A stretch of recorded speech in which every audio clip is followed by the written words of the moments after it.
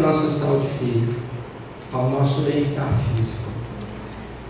Mas nós sabemos que é realmente muito importante a água, os alimentos, o local que nós convivemos, limpos, destituídos de impurezas.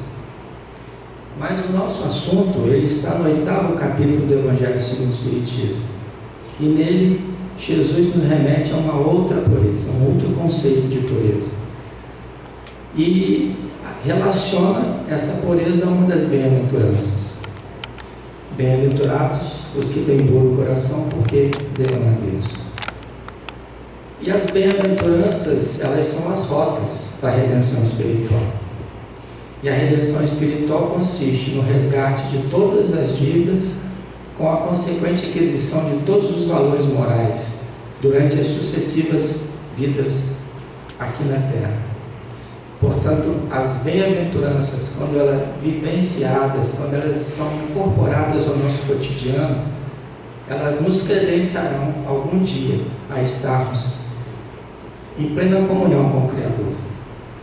As bem-aventuranças estão no Sermão do Monte, que é uma síntese, é um resumo do pensamento do Cristo. Ele é considerado a carta magna do cristianismo.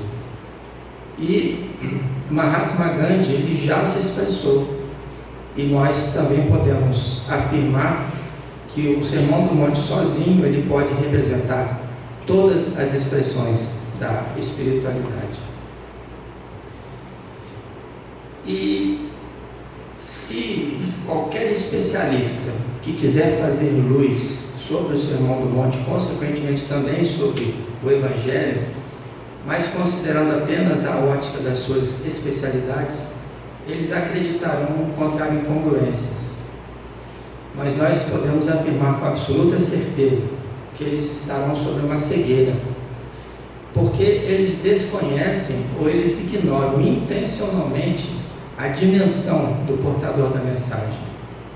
E eles estarão com a mesma dificuldade daqueles que pretendem explicar os fenômenos revelados pela doutrina espírita, considerando apenas as leis da matéria, ignorando as leis do mundo espiritual. Porque de fato há diferenças entre os evangelhos, os Mateus, Marcos, Lucas e João. E nós precisamos entender que o evangelho está repleto de simbolismos. E apesar de nós encontrarmos significados em todos eles, não é fundamental, por exemplo, determinar se Jesus subia ou se descia uma montanha, se ele estava num terreno plano, se ele estava numa colina, ou qual foi a ordem em que ele arregimentou os seus apóstolos. Porque esses fatos não invalidam a mensagem, porque nós não nos preocupamos com a forma, nós não nos preocupamos com a dureza da letra. Intimamente, nós sabemos que Jesus nos deixou aquela mensagem. O que de fato importa para nós é o conteúdo, o que de fato importa para nós é a essência, que é o Espírito que vive aqui. E no Sermão do Monte, Jesus ele não fala apenas para aquelas pessoas, para aquele local, para aquele grupo de pessoas. Ele fala para o futuro, ele fala para a humanidade futura, porque as suas palavras elas atravessariam o tempo e abrangeriam toda a terra. Disso nós não temos nenhuma dúvida, porque nós somos a prova disso. E ainda hoje nós vemos que o Cristo ainda continua conquistando novos corações. E conforme João Batista ele anunciava no deserto, era chegada a hora de se instaurar o reino de Deus entre os homens. E nessa explanação, a linguagem do Cristo é muito simples, mas é uma linguagem direta, é uma linguagem muito superior à moral da época, é uma linguagem revolucionária, porque judeus e gentios, escravos e libertos, todos eram iguais, todos eram irmãos, que eram o sal da terra a partir daquele instante e a luz do mundo. E pelo Sermão do Monte, Jesus nos convida ao reino de Deus. E mais, Ele nos traça o caminho. Há uma outra vida mais feliz, eterna e plena. Jesus, entre tantas outras coisas que disse, Ele nos ensina a importância de se perdoar. E nos dá uma lição de como nos comunicarmos com o Criador. Ele nos ensina a orar. E essa oração é na intimidade, é no recolhimento, que nós conseguimos comungar com o Criador. E a concepção que se fazia de Deus até então era segundo as paixões e as características humanas. Porque não é errado dizer que o Cristo não inaugurou a mensagem do amor. Ele foi o maior exemplo, ele é o maior exemplo, mas esse conceito já vinha sendo difundido pelos seus missionários que ele próprio enviou. Mas é fundamental a imagem que se fez de Deus até então. Deus deixou de ser aquele juiz inflexível, vingativo, ciumento, que punia a falta de muitos em um só. E ele deixou de ser o Deus dos exércitos, o Deus que ia à frente das batalhas. Ele passou a ser o Deus do amor. Um Pai generoso, bondoso e misericordioso. E como todo pai, um pai que ensina, mas que também educa. E educa porque quer a regeneração dos seus filhos. E nesse momento, nessa explanação, a força e a violência foram substituídas, e mesmo que foram constrangidas a dar lugar à brandura e ao amor. Então, aqueles que se fizessem humildes, que se reconhecessem falhos, imperfeitos, que se subordinassem ao Criador, confiando na sua providência, eles poderiam suportar as suas quedas, as suas dores, sem lamentações, sem revolta, com resignação, e eles poderiam readquirir forças e coragem para retomar o caminho de Deus. E mais, desejando e cumprindo a justiça do reino de Deus, que é simplesmente a partir daquele momento cumprir o Evangelho do Cristo. Eles entenderiam que deveriam controlar os seus impulsos, os seus instintos, para pacificar e abrandar o espírito. E a missão era promover a reconciliação, a paz e a misericórdia. Perseguidos por cumprirem a justiça do reino de Deus, essas pessoas suportariam qualquer adversidade, qualquer perseguição, qualquer violência, porque Jesus estava naqueles corações. Porque diante deles estava o Cristo, aquele que foi enviado por Deus diretamente à humanidade para estabelecer a paz, a justiça e a liberdade espiritual. Diante deles estava o governador espiritual do nosso planeta, um espírito da mais alta hierarquia celeste, puro, incorruptível, isento das tentações e das vicissitudes da carne e impossibilitado de errar. A partir daquele momento, essa era a compreensão do Cristo. E ele é impossibilitado de errar mesmo entre as encarnações. E por essa breve descrição, que é ainda muito acanhada do Cristo, nós podemos compreender que ele está em íntima comunhão com o Criador. Ele pode vê-lo e compreendê-lo. Portanto, bem-aventurados aqueles que têm puro coração, porque verão a Deus. E isso é uma promessa que não se realizará depois de muito trabalho de reforma íntima. E a recompensa, o objetivo é a plenitude, a visão de Deus. E pela humildade com que o Cristo nos recomenda, nós devemos reconhecer que nós estamos distantes de nos assemelharmos a Ele. Mas também podemos reconhecer que já podemos fazer uma ideia, determinar um pouco de Deus. nós podemos dizer que Ele é a suprema e a soberana inteligência, Ele é o todo-poderoso, Ele é o eterno, Ele é o imutável, Ele é o imaterial, porque diferente de tudo que nós conhecemos como matéria, soberanamente justo e bom e eterno. E existe um conceito que é o da imanência. Deus, Ele está presente em tudo, em todas as coisas, e está presente em nós também. E no estágio que nós nos encontramos, nós não temos ainda a condição de ver a Deus, mas podemos senti-lo, podemos percebê-lo.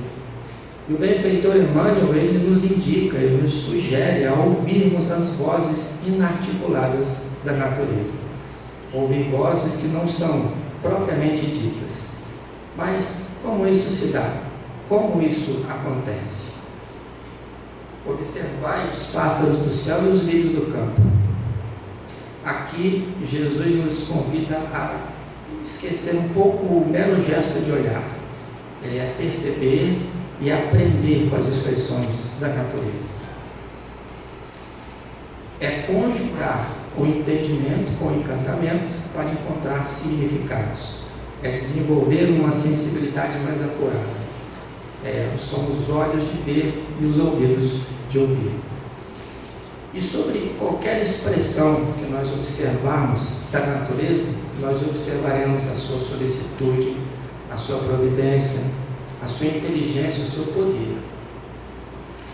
E o poeta João de Deus Limeira, ele nos diz um pouco desse estado de êxtase, de estupefação, no seu poema Quem Foi?, no último texto. Que maravilha é essa, que eu não posso descrever, com todo o dramatismo que eu pudesse ter. Artista inimitável, sublime e ilimitável, me ponho de joelhos e contemplo abismado. E pergunto a mim mesmo, com estupefação: quem criou isso com tanta perfeição, até o perdão?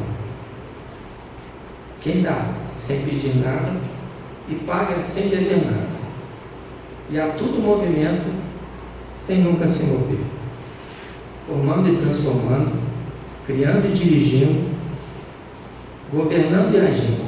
Quem tem tamanho poder?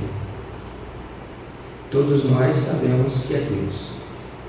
Portanto, nós precisamos reconhecer Deus na sua obra, no esplendor da criação, porque na sua obra encontraremos a sua providência, a sua inteligência e todo o seu poder. E Deus está nas mais simples expressões, como nas mais colossais e gigantescas formações cósmicas. Tudo se mantém pela sua inteligência e pelo seu amor. E esse amor é a lei. E Emmanuel nos diz que o amor puro é o reflexo do Criador em tudo, em todas as suas criaturas. Ele palpita, ele brilha, tudo na mesma sintonia de amor. Ele está no equilíbrio dos mundos erguidos na glória do infinito, como nas pequeninas flores esquecidas no campo. O amor é o hálito de Deus penetrando o universo. E nós podemos perceber e nos lembrar do Cristo quando ele preferia a natureza ao templo e às sinagogas, que são expressões, são construções meramente humanas. E nós podemos afirmar que se Deus é imanente, Ele está em nós também.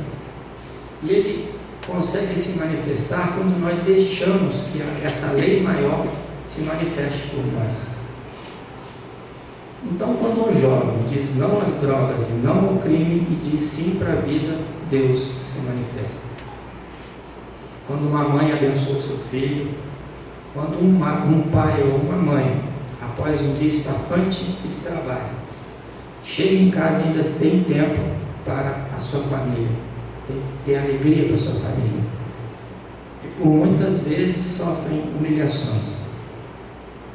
Então, quando uma mão se estende à outra, quando uma fome é saciada, quando um irmão ou uma irmã são resgatados das ruas e adquirindo a sua dignidade, quando existe uma expressão de carinho, um gesto de compaixão, ou propriamente uma oração sincera. Portanto, os puros poderão ver a Deus. E o Cristo, ele enxerga além, ele enxerga melhor, ele enxerga mais, porque ele ama, e ele ama plenamente, ele ama sem condições. Ele consegue ver em todas as expressões, em todas as pessoas, a presença de Deus.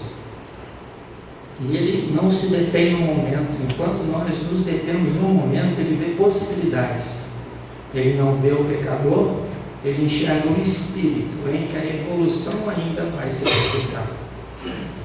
Porque todos nós estamos destinados à angelitude, cada um no seu tempo, segundo os seus próprios esforços.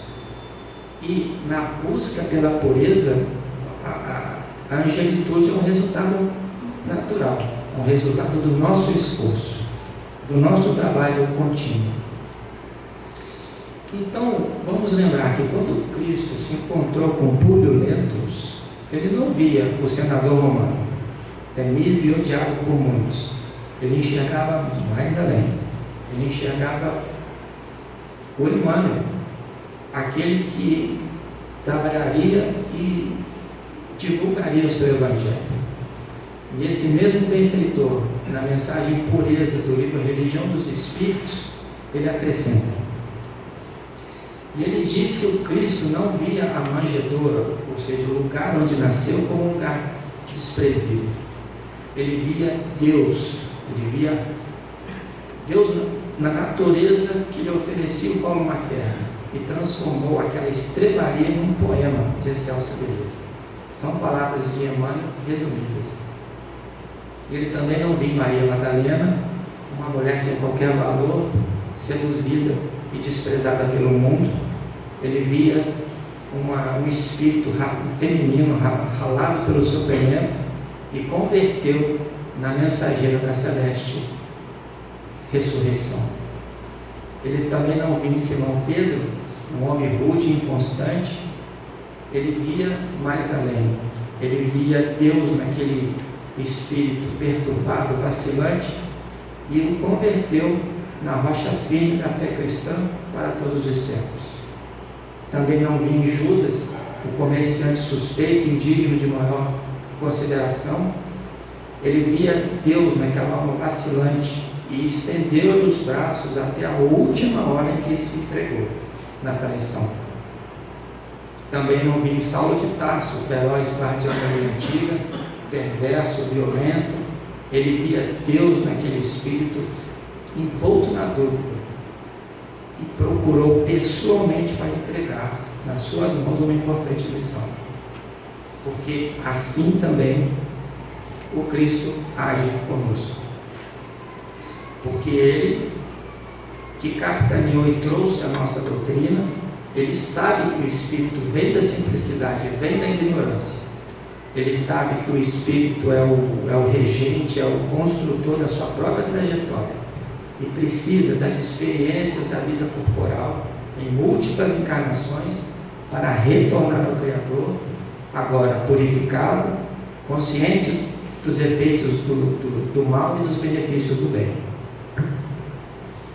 E durante esse processo de limpeza, de depuração, o Espírito, ao mesmo tempo, assim como a redenção espiritual, ele vai se livrando dos seus vícios, das suas mazelas, dos seus erros e de tudo aquilo que dificulta a sua evolução.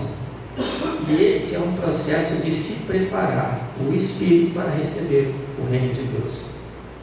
E um exemplo na nossa literatura de apoio desse processo está no livro Jesus no Lar, de Néio Lúcio, na mensagem Explicações do Mestre. E Néio Lúcio nos diz que Jesus e os seus apóstolos estavam reunidos na casa de Simão Pedro para comentar mais um pouco do Evangelho.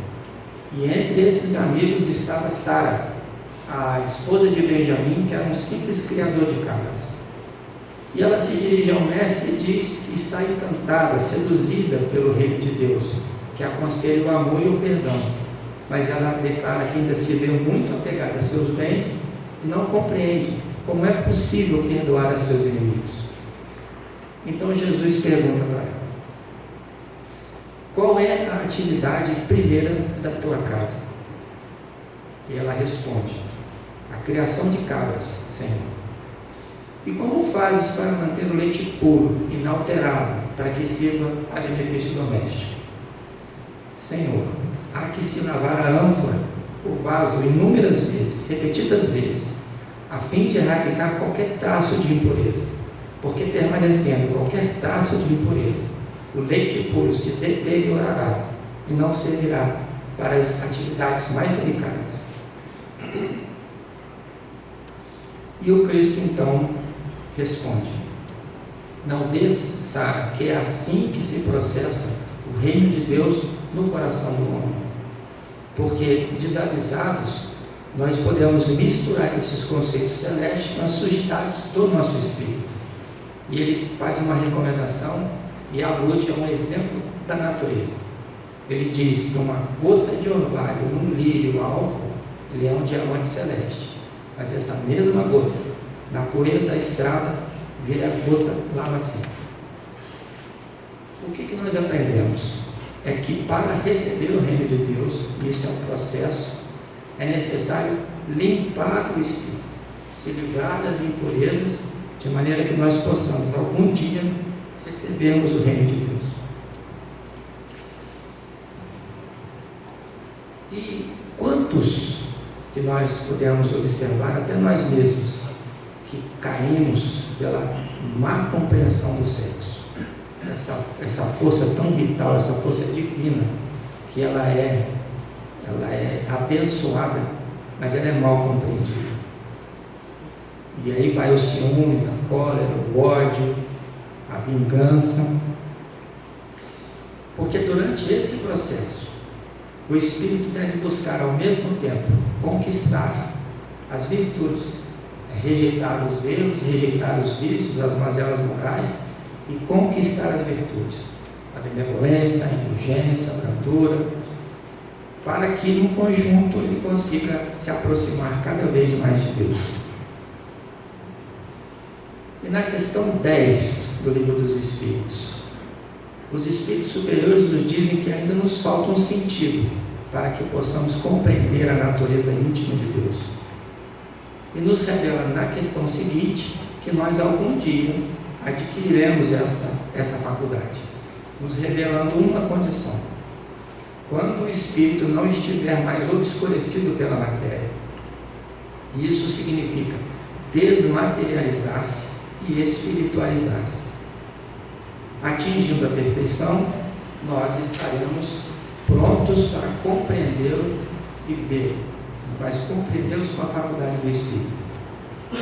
Nas questões 911 e 912, eles dizem que aquele que se reconhece pequeno, que reconhece a sua inferioridade ante a perfeição, que é Deus, ele compreenderá cada vez mais, combatendo as suas más tendências, ele compreenderá cada vez mais a importância da predominância do Espírito sobre a matéria. E o meio mais eficaz pelo qual o Espírito pode combater essa predominância é praticando a abnegação de si mesmo, ou seja, é o desprendimento de si, rejeitando todas as tendências egoísticas da personalidade. Isso significa sair de si e ir em direção ao próximo, praticando a caridade, que é o verdadeiro caminho da salvação. E assim é porque Allan Kardec diz que a pureza do coração é inseparável da humildade e da simplicidade, não podendo haver qualquer traço do orgulho e do egoísmo. E não são o orgulho e o egoísmo as duas maiores chagas da humanidade? São dessas chagas que nós devemos nos livrar, primeiramente e imediatamente, porque dessas duas chagas decorrem todas as outras chagas morais. Portanto, pelas guerras, pelo orgulho e pelo egoísmo, as guerras são instauradas, as fronteiras são erguidas, os muros são erguidos, os campos de refugiados são multiplicados. Nós alimentamos as diferenças sociais nós relegamos os nossos semelhantes às praças, às marquises, ao abandono, à indigência, sem rumo e pior, dobrados pelo peso da fome. Por esses mesmos vícios, nós promovemos os conflitos no campo e destruímos a natureza. E primeiro, eu me torno orgulhoso. Eu não me submeto a ninguém e, principalmente, não me submeto a Deus. E, em consequência disso, eu sou egoísta. Eu quero tudo e a melhor parte apenas para mim. Eu preciso de privilégios. E, continuando com o desenvolvimento do pensamento, Allan Kardec ele indica a criança como símbolo da pureza. E nós podemos compreender hoje que o verdadeiro símbolo da pureza é o próprio Cristo. Mas ele, naquela analogia do passado, ele pediu que comparássemos a pureza que a criança representa. Porque a criança ela é simples, ela é espontânea e ela confia. Porque é na infância que o espírito se adapta a uma nova chance, a um novo recomeço. Ele tem as suas lembranças adormecidas e é uma oportunidade para que os pais nos eduquem com os valores do Evangelho, a fim de realinhar trajetórias.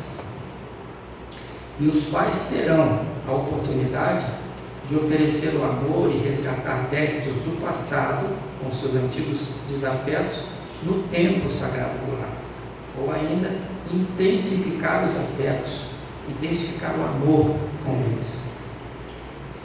E Emmanuel, novamente o benfeitor, no livro Coletâneas do Além, a primeira mensagem, ele intitula A Criança é o Futuro, porque ele diz que os problemas do planeta serão resolvidos cuidando bem da criança no estágio, a alma no estágio da infância.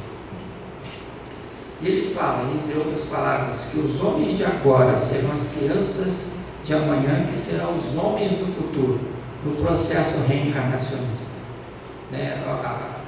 A travessia para uma nova era, a mudança para um novo estágio de evolução, ele depende da educação. É uma iniciativa educacional e começa fundamentalmente na alma da criança. Porque, volto a repetir, é o período em que os pais têm mais influência sobre os seus filhos. E bem educados, a humanidade futura contará com melhores cidadãos, melhores profissionais, melhores representantes políticos e, sobretudo, melhores líderes das nações. Portanto, nós falamos da importância do lar, que é a primeira escola do espírito, dando a devida importância para as escolas de cultura, mas a escola do Cristo, ela é fundamental. Ela é imprescindível. Então, nós precisamos trazer as crianças para o Cristo. E nesse processo, observar a importância da evangelização e das reuniões de divulgação, logicamente respeitando a idade. Então vamos aceitar o convite do Cristo, trazer as crianças para Ele, porque Ele disse, deixai vir as minhas criancinhas, e não as impeçais. E Ele não disse, vinde a minhas criancinhas. Ele disse, tragam a minhas as criancinhas sem criar obstáculos. Porque nós devemos alimentar, logicamente, os nossos filhos com pão material, mas o pão espiritual, o pão da vida, ele é fundamental. E como afirma Allan Kardec, o Cristo ele não espera somente as criancinhas, ele espera todos aqueles de boa vontade. Então, nós podemos concluir que nós estamos em processo de purificação, aceitando ou não. Mas o Cristo ele nos indica que nós devemos participar desse processo, nos entregarmos a esse processo, sem nos afastarmos do próximo. E eu queria fazer uma vírgula e ir lá no tempo do Cristo. Porque o ato de se purificar para os judeus daquela época era puramente ritualístico, era externo, porque eles estavam apegados à lei antiga. Era um processo que se desenvolvia em várias rotações, de maneiras diferentes, por várias vezes. E o Cristo, ele reformulou algumas dessas leis. E ele próprio disse que o reino de Deus não vem com as aparências externas. E nesse momento, salta aos nossos olhos a influência da religião na vida dos homens. Porque espera-se das religiões, todas elas, que elas sirvam de elo de ligação entre os homens e a divindade. Todas elas, sem exceção, elas têm primordialmente, fundamentalmente, o seu início no próprio Deus. E o fundamentalismo, os formalismos, os erros, os excessos, crimes que nós podemos observarmos nelas, são de origem puramente humana. Isso significa perder o encanto pela religião, mas nunca pela divindade. Porque todas, sem exceção, devem promover o encontro, a união entre o homem e a divindade, aproximando-os cada vez mais e transformando essas pessoas melhores moralmente. E o fundo deve prevalecer sobre a forma. E eu quero trazer 2 exemplos bem práticos dessa influência.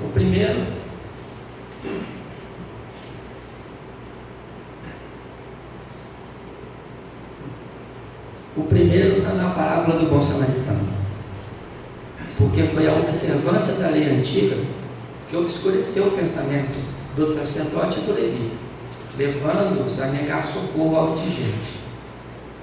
Não era propriamente a maldade em si, era a forma, dando ensejo à manifestação do orgulho. Porque se eles se envolvessem com um indigente envolto em sangue, eles não poderiam exercer das suas atividades ritualísticas do judaísmo. E o segundo exemplo é o da mulher hemorroísta, que em busca da cura, ela toca no manto de Jesus e logo em seguida se joga a seus pés, tomada de pânico, de terror, de pavor, porque ela havia tocado no manto do mestre, que era considerado um homem santo, um rabi, e ela acreditava que ela teria tornado Jesus impuro. E é esse pensamento, é esse conceito que levava à exclusão dos leprosos, os coxos, os aleijados e todos aqueles considerados possuídos por espíritos malignos. E infelizmente a forma deu lugar ao fundo. E ainda, acompanhando o pensamento de Allan Kardec, ele diz que o que motiva as nossas ações é o ser pensante, e o ser pensante é o espírito. Porque as ações partem do pensamento. Melhorando o pensamento, melhoraremos as nossas ações. Porque o homem age conforme pensa. E se não pensa, ele rejeita o seu maior atributo, que o coloca acima das coisas e dos seres, e se entrega aos seus impulsos, aos seus maus instintos, que não são os melhores conselheiros. Controlando bem o pensamento, controlaremos o espírito e estaremos no caminho da evolução. Volto a dizer que o Cristo não nos incentiva a desprezarmos o asseio corporal, a pureza da água, outros alimentos, mas ele nos diz que nós devemos buscar fundamentalmente a pureza do coração, a pureza do espírito, porque é do pensamento que parte, é do espírito que partem os pensamentos. Então, controlando bem esses pensamentos, o espírito fatalmente ele vai estar em evolução. Mas esse é um processo de reforma íntima e que nós precisamos de esforço e vigilância contínuos, porque é muito mais fácil pela preguiça nos comprometermos com o externo do que nos comprometermos com o processo de reforma íntima. Por uma razão, porque o Cristo ele nos constrange a sermos melhores a cada dia. E ele nos ensina que o que vem do íntimo do homem é o que o torna impuro, é o que o contamina. E como afirmam os benfeitores André Luiz e Emmanuel, quase a totalidade das nossas enfermidades corporais ou psíquicas, elas derivam das impurezas das quais o espírito ainda não foi capaz de se expurgar. E dessa maneira o Cristo destaca o adultério conjugal, mas por um motivo, porque ele recebia muita importância na sociedade judaica, prescrita na lei. Mas isso não é somente um exemplo vigoroso para atingir as consciências. Porque vamos pensar que quando nós observamos algo que está adulterado, ele está modificado para pior, capaz de nos fazer mal ou de corromper o local que nós vamos aplicar. E dessa maneira é conosco, porque se nós adulterarmos com atos ou até com pensamentos, nós estaremos nos desviando do caminho reto, do caminho traçado pelo Cristo, e assim cada vez mais nos distanciando dele e do Criador. Porque nós estaremos oferecendo a nós, ao nosso espírito, experiências amargas, que nos precipitarão nos desfiladeiros escuros das quedas. E nós estaremos obrigados a nos darmos as mãos à nossa irmã, purificadora e educadora, que é a dor. Porque os escândalos, eles foram descritos em linhas gerais pelo Cristo. Ele fala dos homicídios, dos adultérios, das fornicações, dos furtos, dos falsos testemunhos, das blasfêmias, das maledicências, e que nós tivemos a petulância, a arte de aumentar quase ao infinito esses escândalos. No sentido restrito da palavra, escândalos são as pedras de tropeço colocadas na trajetória do homem. E uma vez realizados, eles repercutem e chocam a sociedade. Mas como o adultério, o significado do escândalo é muito mais abrangente, muito mais amplo. São todas as ações más ou impuras decorrentes dos nossos atos ou dos nossos pensamentos. E esses atos podem ter ou não repercussão, porque eles são mais destruidores no efeito que causam do que o próprio ato em si, porque eles podem fazer que nós nos adulteremos, nos degeneremos, nos corrompamos. Ele pode dar ensejo à vontade da vingança, à vontade do revide, da violência pura e simples, como uma maneira de solucionar os nossos conflitos. E eles são tão perniciosos nos efeitos que o Cristo exagerou intencionalmente o seu verbo, propositadamente, para deixar uma mensagem, uma recomendação para o presente e impactar inclusive o futuro. Ele nos disse que era melhor que nós perdêssemos os nossos pés, as nossas mãos ou os nossos olhos, caso esses fossem motivo de escândalos. E há aqui que se aprender o sentido verdadeiro, separando da figura de linguagem. Ele nos diz que nós devemos arrancar de nós todo o mal, todo o pensamento impuro, toda a fonte viciosa, tudo aquilo que nos faz adulterar, portanto nos distancia do Criador. E ele tem uma frase que ela talvez seja muito pouco compreendida. Ele diz que o escândalo é necessário. O escândalo é necessário. Mas ai daquele por quem o escândalo vier. E eu confesso que eu não encontrei uma definição melhor do que a de Emmanuel, e eu preciso dar a voz a Emmanuel. Ele responde a essa afirmação no item 307 do livro O Consolador. Num plano de vida, onde quase todos se encontram pelo escândalo que praticaram no passado, é justo que o mesmo escândalo seja necessário como elemento de expiação, de prova ou de aprendizado. E aqui está a chave para todos os nossos problemas. Uma vez introjetados, nós resolveremos todos os nossos problemas. Porque aos homens falta ainda aquele amor que é possível, que pode cobrir uma multidão de pecados. E o benfeitor continua. Ele diz que as palavras do ensinamento do Mestre ajustam-se, portanto, de maneira perfeita à situação dos encarnados do mundo, sendo lastimáveis os que não vigiam, por se tornarem instrumentos dos escândalos. Vamos ao exemplo de Judas. Por não vigiar, traído pelas suas concepções humanas, ele entregou o Mestre. E o Cristo, sabedor da consequência de um homem ser motivo de escândalo, ele deu a chance a Judas até o último instante de não se degenerar. amigo, a que vens? Nós podemos perguntar se a ação de Judas era primeiramente boa, porque muitos filósofos, muitos estudiosos dizem que ele tensionava uma ação melhor, entregando o mestre. Mas nós devemos lembrar que os benfeitores espirituais nos dizem que o mal é sempre o mal, e não há sofisma humano possível que possa transformar uma ação má em boa. Mas a Deus, que tudo sabe, é a suprema inteligência, Ele pode fazer que um bem real decorra de um mal aparente.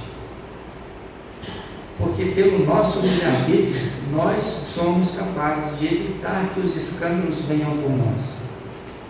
Porque nós não podemos banalizar a lei de causa e efeito, considerando-a como um círculo interminável, de que toda ação má terá uma resposta, uma reação igual e contrária, na mesma proporção, porque isso seria a justificação do olho por olho e do dente por dente, que o próprio Cristo reformulou no perdão das ofensas e no amai-vos uns aos outros, assim como eu vos amei. Então, eis porque os processos de reparação e de reajuste, eles não são regidos pela justiça fria dos homens, mas pela lei divina de justiça, amor e caridade. Porque o mal durará enquanto houver impurezas no coração do homem. Portanto, ele se manifesta por nossas imperfeições. E o mal não é capaz de reparar o próprio mal. E com essas considerações, nós precisamos lembrar que o próprio Cristo nos disse que Ele veio para os doentes e não para os sãos. E nós, que somos considerados ou que aspiramos a ser os seus discípulos, nós somos ou deveríamos ser a manifestação da sua vontade, trabalhando incansavelmente no bem, da maneira que for possível. Então, que para a consolidação da paz em nós somos enviados para as áreas violentas, para a pacificação, da mesma maneira, almejando a pureza que o Cristo nos recomenda, nós devemos ser indulgentes para com nossos confrades, e estes indulgentes para conosco, sem jamais nos afastarmos daqueles que sequer perceberam ainda a necessidade da purificação espiritual. Porque nós somos responsáveis por nos opormos ao mal. Qualquer circunstância, qualquer ação, menor que seja, nós somos os seus maiores opositores. Porque o bom servidor é aquele que é capaz de retificar os escândalos sem se escandalizar.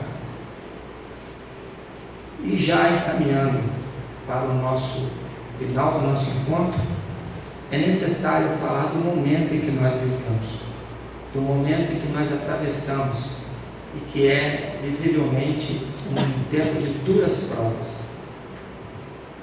Porque nós vivemos num tempo em que ainda o mal e o bem ainda se conjugam, acontecem alternativamente. Os homens são capazes de ações de renúncia, de caridade ao próximo e das maiores torpezas, e é ainda um misto de vida e morte. E nós devemos perguntar se nós somos anjos ou se nós somos demônios. Mas com muita segurança nós podemos dizer que nem uma coisa nem outra, porque nós somos apenas seres que estamos em processo de evolução, que assim como foi com Saulo de Tarso, ainda tateamos nas trevas das nossas imperfeições, carecentes do Cristo, nós estamos à sua procura. E nós devemos reafirmar que nós somos os artífices da nossa própria evolução. Nós temos total liberdade para escolhermos livremente entre o bem e o mal, mas nos responsabilizando por nossas escolhas. Nós devemos nos lembrar de outra exortação do Cristo: não se turbe o vosso coração, crede em Deus, crede também em mim. Como ele nos diria, não desista, confia, resista, tenha força, tenha coragem e tenha fé. Porque é possível nos tornarmos puros vivendo nesse planeta, que é um planeta que está em franca transformação espiritual. Para isso, primeiramente, nós não podemos permitir que os escândalos se manifestem por nós, que venham por nós, para que, cumprindo a palavra evangélica, que sirva de instrumento de reparação. Porque o nosso instrumento de reparação é aquele amor que ainda nos falta, é aquele amor que pode cobrir uma multidão de pecados. Porque por força de lei, o reino de Deus é uma obra que se operará no coração dos homens. Ele não virá sem esforço, não virá sem provas, sem aparentes obstáculos e principalmente, apesar da má vontade dos homens, como está prescrito na parábola do reino do Evangelho de Marcos. Lançada a semente à terra, primeiro surge a erva, depois surge a espiga, e por último os grãos cheios na espiga. Não se turbe o vosso coração. Oremos e vigiemos, não nos entreguemos às más tendências, resistamos principalmente no trabalho edificante no bem, desenvolvamos o otimismo, a nossa fé, a nossa resistência, façamos um trabalho de intensificarmos ou levarmos o Evangelho para os nossos lares, como uma proteção, como um escudo, como uma barreira para esses tempos tão difíceis. E principalmente, não sejamos instrumentos dos escândalos. Nós precisamos nos resguardar com boa música, com uma leitura edificante, com bons espetáculos culturais. E não nos permitamos amplificar o mal, porque o mal, a menor ação que seja, não merece divulgação. E a ciência, a neurociência, ela nos afirma através de incansáveis trabalhos. Eu posso citar um, quem quiser pesquisar, João Moll Neto. Ele nos afiança e com certeza que, expostos a 5 minutos de notícias ruins, nós comprometeremos o nosso sistema imunológico por 5 horas. Portanto, não nos permitamos, e é o mais importante acima de tudo, outro mestre senão o Cristo. Outro modelo não há. Ele é o único mestre, modelo e guia. Qualquer outra expressão é puramente humana, puramente física. Nós não podemos nos entregar nesse momento de tanto ódio, de tanta rixa, de tanta disputa, a seguirmos líderes humanos. O único mestre, modelo e guia é o Cristo. E como diz Emmanuel, no Cristo, apenas no Cristo, deve repousar a nossa resistência espiritual. Portanto, a partir de agora, como se fosse uma oração: Senhor, sabemos que o corpo é o templo do Espírito, mas o Espírito é o vaso sagrado de Deus. Ajuda-nos a vencermos as nossas imperfeições, os nossos vícios, o nosso passado. Cria-nos. Atenda às nossas súplicas. Pai nosso, que estás nos céus, na luz dos sóis infinitos, Pai de todos os aflitos, neste mundo de escarcéus, santificado, Senhor, seja o teu nome sublime, que em todo o universo exprime concórdia, ternura e amor. Venha ao nosso coração o teu reino de bondade, de paz e de caridade, na estrada da redenção.